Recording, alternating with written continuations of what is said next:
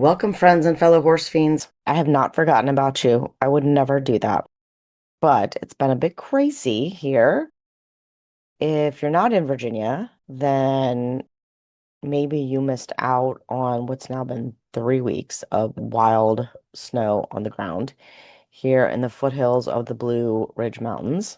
I'm sure I did it to myself because I kept saying, really could use a weather break to catch up on some business related things that I need to work on. I did not mean one like this, not with a bunch of snow on the ground. So, I'm sorry about that. I will take the blame. I'm Anna Fox of Equus Enlightened, and this is the Thinking Horse and Rider, the podcast dedicated to training you to become the best possible partner for your horse. Here, we explore the science and soul of horsemanship. We dive into equine behavior, the psychology of partnership, and compassionate training methods that help you become a thinking rider who creates a thinking horse. Because when you understand how your horse's mind works and show up with empathy and presence, everything gets easier and a whole lot more fun. My goal is to keep riding easy and fun for everyone, while helping you deepen your connection, find more flow, and maybe even create your own unicorn along the way. Whether you're working on dressage movements or just trying to understand why your horse did that thing they did, we'll explore the research, the real talk, and the small shifts that make a big difference in and out of the saddle. So grab your boots, take a deep breath. What are you waiting for? Come ride with me. What I've been working on is my online course, Reconnect, Rebuild, and Ride with Heart. I am going to have a series of episodes on the podcast that directly relate to the modules, or what I call the 7 seeds of partnership in the course. What I want is for you to hear from some professionals who work in those fields, or maybe more specific in the fields, and you can really understand why these are really important things that we should know about our horses that we are generally not taught in riding lessons. I'm going to get this series started with Ellen Peebles, who has been into horses at least as long as I have, because we met when we were little girls riding together. And we're going to talk about those 7 things you don't learn in riding lessons and how she has seen that affect horses and riders and even herself over the years. Today, I have my old friend Ellen Peebles joining me on the podcast. Ellen and I grew up riding hunters together as little girls, and then, like a lot of us, we each took off and found our own paths in the horse world and life. And I'm really excited to have Ellen here to talk today about the things she learned along the way and the things that no one ever teaches us in riding lessons. So, welcome, Ellen. Can you tell everyone a little about your journey with horses? Hi, everyone. It's good to see you again, Anna. It's been too many decades. We've known each other pretty much on and off most of our lives. I think maybe I met you at Chris's, and we were about 13 or so. I have a lot of memories of the lessons that we were in at Breckenridge. It's great to reconnect with you. I'm super excited to have this opportunity to kind of chime in and give a little bit of perspective in terms of what I've seen, what I think needs to change, where I think we all need improvement, what things I think that are overlooked. But I've been around horses since I was a child. My parents' house back in Chesapeake, Virginia. And at the time, there was a parcel of land behind my parents' house. And it was zoned ag, but that was grandfathered in. So while the rest of the neighborhood changed and developed, this one particular piece of property had a big red wooden barn on it. And that was our playground as kids. And I mean, I remember my mom had pictures of me, like there was a chain link fence in our backyard with a couple of strands of barbed wire and wooden posts. I could climb the chain link fence and go jump on bareback or just go play in the hay. There was trails behind there. It was set back like on a little creek. That's where we hung out. That's what's missing. I think it's a huge piece of what's missing in how children are raised today, is to kind of have that outdoor outlet where your parents just trust that you're going to go out there and not get killed. and you can be a kid, and you can figure yourself out and figure out, this is where I feel like I'm connected. And that's really kind of where I began to develop this curiosity and wanting to learn. I think most people that work with animals have this level of empathic awareness that even as a young child, it's something you so deeply identify with. I told my parents, "Hey, I want to learn how to ride horses." And I didn't my parents didn't think that I was being that serious at the time, but I was. And And your parents were like mine, and they were not horse people. not at all. So, And that really raises a great topic. It's like, how do parents who don't know anything about horses at all pick the right facility and the right trainer to coach their kid? and I think what a steep learning curve for my parents. You know, of course, the first seed is awareness, and that's also the first module of my online course. And it's like they didn't even know what to be aware of at the time, No, which I no. think is still Mm-mm. true today for so many people who already ride, right? I mean, people get up to really high levels of riding without, I think, truly being aware of what really makes horses tick. And I don't even know that we totally know the answers to those questions yet, but they're not even aware that they need to be asking the question. And I know that you spent time international level grooming and riding horses. So when do you think it clicked for you that noticing these little things about horses actually mattered and that maybe the people that you were working for or with weren't noticing them? That is a really, really good question. I think that in order to give it a really thoughtful, intelligent answer, it would be to be absolutely brutally honest with myself and say that I didn't even come to this level of awareness and to kind of begin to evolve with the philosophy that you and I are discussing right now until maybe a couple years ago. It's Yeah. like an awakening. It really is. It's an awakening. It's a complete suspension of your ego and thinking that everything that you've ever been taught and as much as you know, is it even really correct? How do you remedy that? Where do Right. you go to get the correct information and knowledge? So for me, it was like, for many, many years, it was like, okay, I've done this. I've won a state division. I was an exercise rider internationally in England for a year. I had such an ego because I thought of what I had accomplished and what I had been taught, that I could just fake it to make it. You have like all of this interference with opinions and thoughts and methodologies and ideologies, and who's really right? And I began asking all of these questions of myself. Once I began to work with some of the top people, I don't even know if you want to call them the top people, because a lot of times they have, it's all about the financial resources and the sponsorships and the corporate side of things that even propels them and gets them to where they're at. Right. So it makes you rethink the whole game. And I started waking up, I guess, when you and I really start to connect on social media a lot a couple of years ago. I was like, damn, Anna's starting to ask some really good questions. And there's a lot of merit to what she's asking. And I'm going to sit back. And now that I'm not engaged in this, I'm going to start reading and researching, because I still care and because I still want to be involved. It's just that I don't want to be a servant of someone that may not even be doing any of this correctly to begin with. Do you think that being in and out of the business for a while gave you a different perspective than just being fully immersed in it?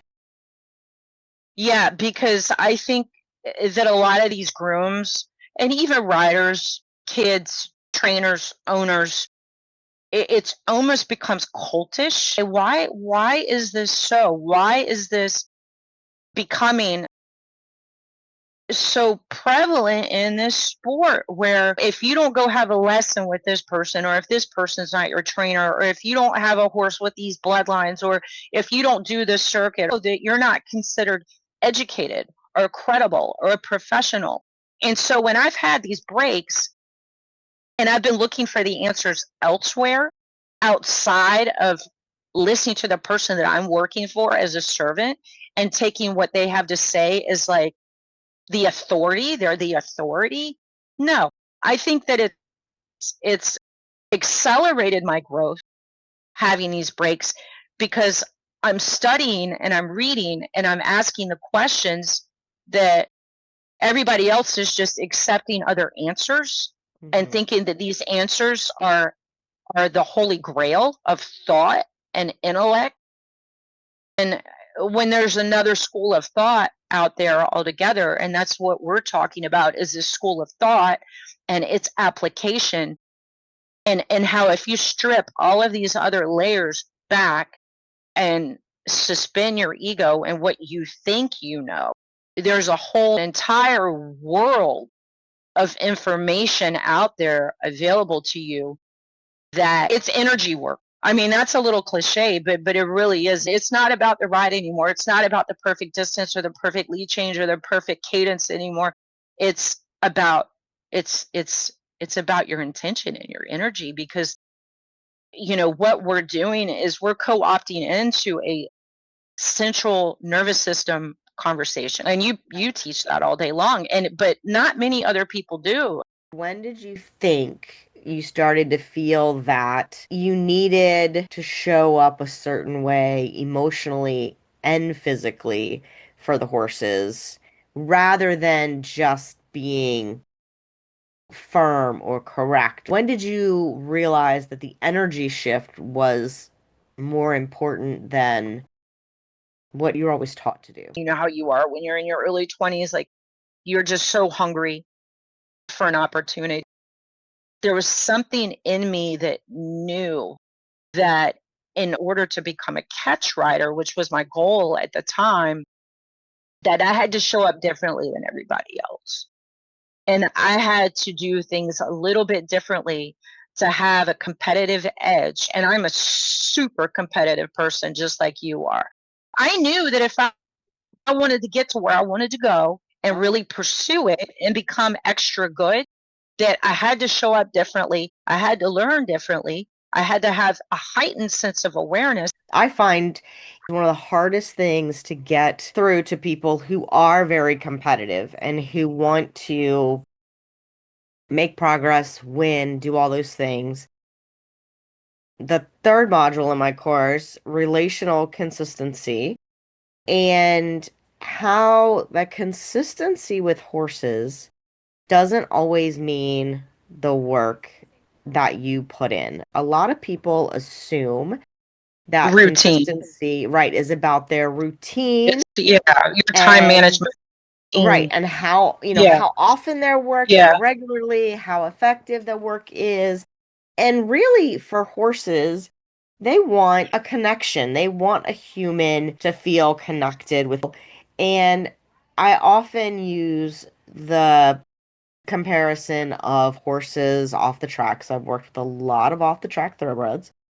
yeah, And generally, off the track horses have a really good relationship with their riders. So they are not usually difficult to ride and learn to retrain in the riding realm. But everybody will always say, oh my God, but their ground manners are terrible. They're hard to work with on the ground.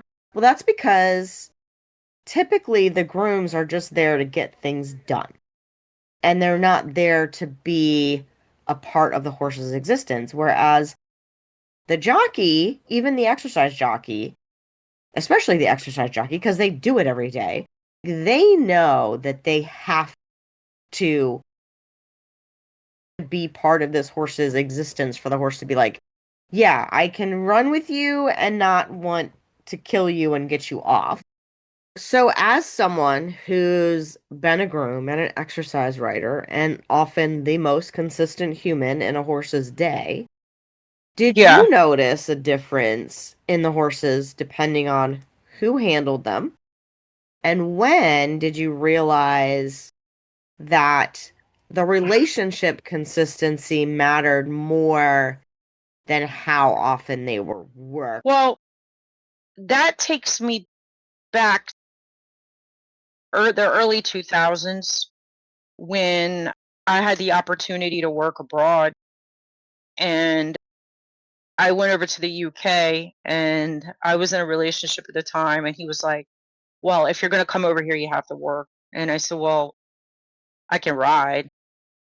you know, and there's no shortage of people with horses in England. So I started kind of getting immersed into that exercise rider world because that was the only work that I could find under the table without having to have a professional work visa. So I went that route, and I wound up getting hired by the pretty famous point to point trainer family. And their entire philosophy in terms of how they began to interact with their horses, even down to how they manage their feed, their grain, and their forage, they grew all of their own shit. They grew their own grain, they grew their own hay. It was amazing. They grew their own herbs to add to their food.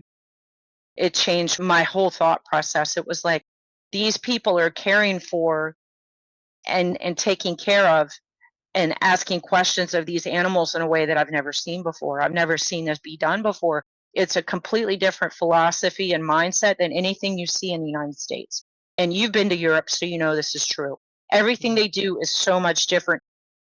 Somebody that's so highly respected that everybody in that world knows who this person is, and seeing how the whole dialogue is so much softer, and the care is so much softer, and the empathy is there, and all of these other things that are there, even down to the way they ride these horses out in the morning. And it was an experience that I'm super grateful for, even to this day, because it really opened a lot of things that I thought I knew that I didn't know shit about with. So can you remember a moment when a horse clearly answered you, even if it was not the answer that you wanted, but you realized they were giving you real information? And why Yeah. do you think that riding lessons don't teach people how to wait for those answers or even to listen for them? Okay, so this is the memory that really kind of stood out the most. This was for the adult amateur division. I had qualified to get there with this one horse, ridden him the whole year. And we came down to like the last two classes to win the whole division for the year, right? He was a big bay thoroughbred, built like a warm blood, head, and I go on course, and my heart is pounding. And this horse, he's been known to stop before. And I'm like, okay, I've been sitting here almost 3 hours waiting to be on deck. This class is huge, and I'm going to win it. And so I went into the warm up area, like where it was quiet, where nobody else was. And I got myself just centered, and I started doing breath work. And I remember just feeling that horse's breath, and getting so centered that everything else just kind of faded out, like the sounds, my thoughts. It was like it was a meditative state, is what it was. And I didn't even know it was that at the time. And I sat there and I closed my eyes, and I visualized my ride. I visualized every step of that ride on that course. So I come back, I go in the ring, right? And my heart, my adrenaline is just kicking. I get on course, and what happens? The first jump, he stops. He stops in front of a lot of people. This was in a stadium. I was like, okay, now what? I just ruined the first class to three class division because he's not used to me being in this state of like this surge state of just, nerves, and then adrenaline, and then the endorphins, like all of that. He was responding to all of that. And that's why he stopped. That adrenaline state shut him down. And I said, you know what? No matter what happens, I'm going to go back in. and I'm going to stay calm for this animal. I'm just going to get to this place in my mind where I'm going to show up. I'm going to do my best. But my goal is to control my breath and my body and my heart rate. And I did that. I won the class. And nobody teaches this because it's not taught to them. The reason why we're having this discussion now is because we've been open enough and honest enough to realize we didn't know it all and that we didn't have all the answers. We're willing to ask these questions and try different things and have more of this like lab type of experience to see, okay, where's the best fit? What makes the most sense? What kind of response am I getting? And what's best for the horse? You know? Right. And that's the most important thing, right? And there's so much more to learn and to explore and so many different areas to grow. You just need to surround yourself and get around like-minded people that can challenge you in a positive way. Like Anna has done with me. She's challenged me. She's opened my mind. She's made me think of things that, maybe I was a little more rigid years ago, not things I would have never considered years ago. But I think the reason why I've had longevity in all of this is because I haven't been afraid to adapt. And I've always kind of had the mindset where I consider myself to be a student for life. So as a professional groom, so when do you think that you noticed that horses will offer more things in a lighthearted or playful environment than when there's a lot of pressure and a lot of focus, which your story was perfect for that, right? Because maybe that was the moment that you realized that, oh shit, if I am really focused, I'm a mess. Yeah, I have a strong intent here to be the top competitor of the day, and my horse is like, not today. I mean, I've seen it at different places that I've worked. I don't think you're going to see it at any of the super highly competitive, high pressure show atmospheres because there's no outlet for them to express that, right? I mean, they're boxed up pretty much 24 hours a day. The only time they get out is if they go out into a little closet of a paddock or unless they're hand walked or lunged into the ground. It sickens me that they're expected to be so robotic and just machines and slaves of whatever their owners are trying to accomplish. I think they're completely dysregulated and I think they're overwhelmed. It's just obvious. And I'll give you an example. When I was at WEF, I was thinking I'm going to develop, there's going to be a lot that I'm going to be learning. I'm excited. This is my big break. This is my dream come true. So I get there. Wellington is extremely congested. Just getting from the barn to the ring takes an act of God. It's just overstimulating. It's like being in a casino, but it's a horse show. And I don't think it's conducive to like anything that could even be remotely healthy for these animals. Or for the Anyway, humans usually. I mean, half the people there are, like no one's happy, no one's Right. smiling, no one's in a good mood. Everybody's walking around with a scowl on their faces. And I'm just looking around and I'm thinking to myself, this was my dream. This was Yeah. my dream. Like, no, this is a nightmare. And I figured that out really quick.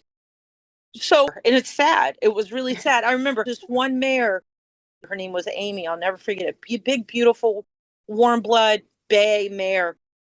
And she had an abscess, right? And you could just see the pain in this horse's face. And I remember standing in front of her stall when I was doing waters one morning, and the way she looked at me, like it makes me emotional right now just to recall that memory.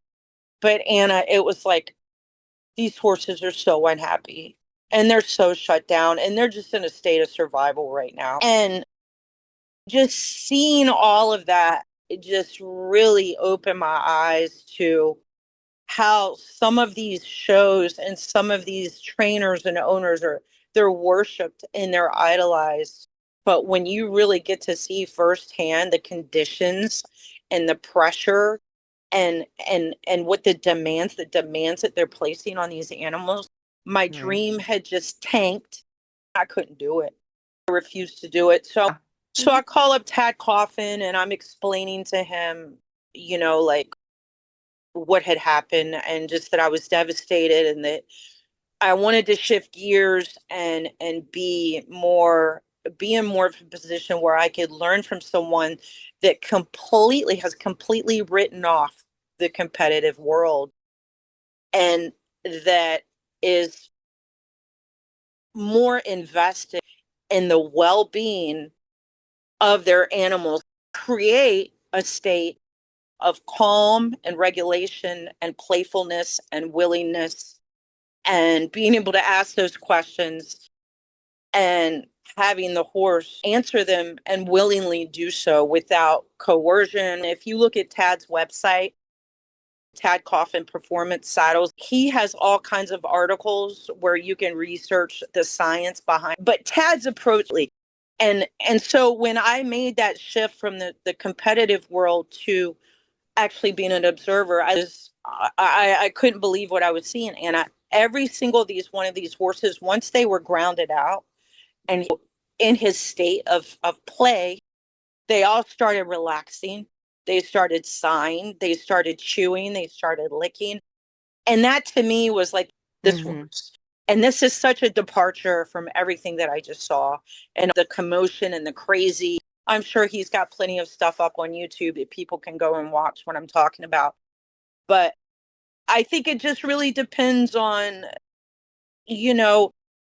what somebody's end goal is with all of this. How do you want to engage with your animals, and what is your goal, and what is your level of expectation? What do you want the end result to be? Yeah, that brings me to another question, because it was interesting that you mentioned that he had basically left the show world behind.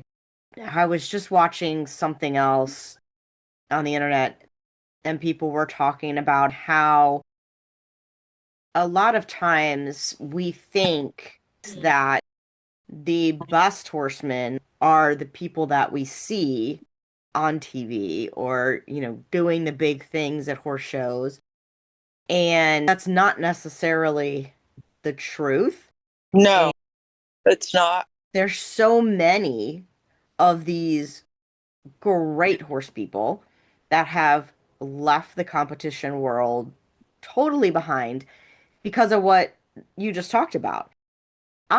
For one, I think that you can do it. I have done it in a healthy way with horses, and we've had fun, but you have to Sure. be a very independent thinker. You And cannot, your level of awareness has to be much more developed yeah, and you than can't be the worried average. about being like everybody else. I think that people are too caught up in projecting an image.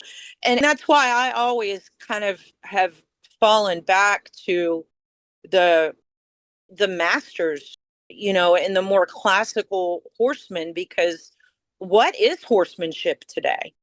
Does it Yeah, even exist? Is it even still alive today? right, right. And when I began to ask these questions, I was just kind of like, I don't think you're going to find it at these big venues. But when you really think about it, these animals are nothing more than a tool to the means to the ends for somebody. It's so much pressure to make the money and to be able to keep going at whatever pace you're at, that the pressure is what, for the human then overrides everything else. They're like, we just have to get it done. And there's no thought as to what that does to the horse. And if it makes that horse crazy, or that horse gets sick or lame or whatever, they just chuck it They're off. replaced. And I also Yeah. think that we, especially in that high intensity competition world, often overlook those little simple things. And I say it's a simple thing. It's not always a simple thing, but it's okay because I can ride it. Yeah, I can get I'm on going to it, lunge it to death. or Yeah. I'm gonna do that, Or I'm going right? to stick it. Right. Rather than, oh, what's really causing the problem? Yeah. Yeah. The So, root yeah. cause is all the symptoms are always being treated, but the root cause isn't. And that's a whole nother can of worms. Yeah. how people approach medicine and healing and well-being.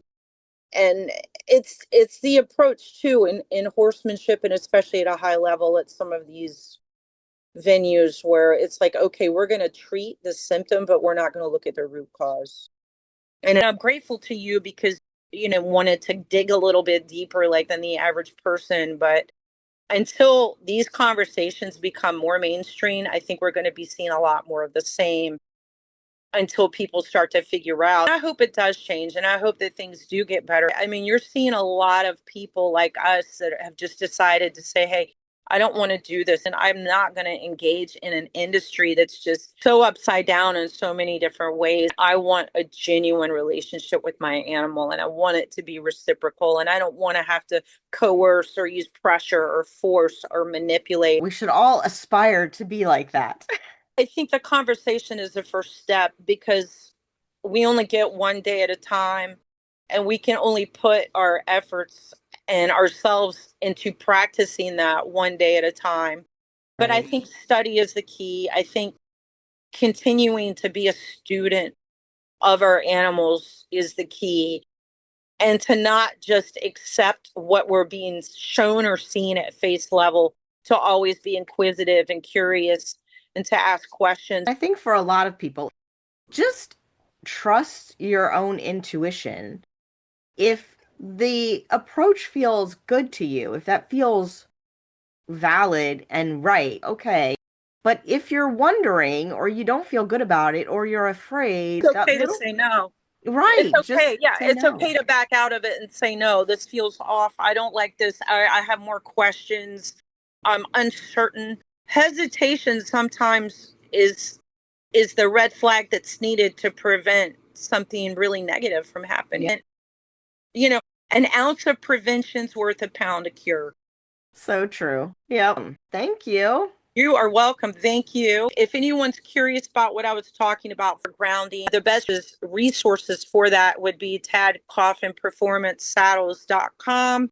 He's got some great articles. He's also all over YouTube. Doing really interesting stuff. Thank you, Anna. Thanks so much. We'll talk soon. Your experiment for this week is take your horse out in the halter, the lead rope, and just allow them to wander, graze, smell things, whatever. Notice, do they do this confidently? Are they trying to pull you around? Or are they questioning, well, what do we do next? What is their reaction when you allow them the space to go check things out? And just notice that. That is your experiment. And if you're here in Virginia where we still have a bunch of snow on the ground and sometimes it's frozen and sometimes it's not, it's going to be an interesting experiment too, because you're going to see, does my horse have some autonomy? Can they figure out the landscape, the terrain, the footing? So until next time, have fun with your horses. I'm really looking forward to this series of podcast episodes. I hope you will stick with us and invite your friends, because it's going to be a fun journey we're going on here for the next 8 weeks or so. Talk to you next time. Happy riding. All right, horse fiends, thanks for hanging out with us today. If this episode got your gears turning, don't forget to check out Reconnect, Rebuild, and Ride with Heart. The links are in the show notes. It's the program that'll take everything we talked about here and actually help you apply it in real life with your horse. And hey, before you ride off, make sure you like, subscribe, and leave a quick rating or review of the show. It helps more riders like you find us and keep these conversations going. All the links you need are waiting in the show notes. Happy riding!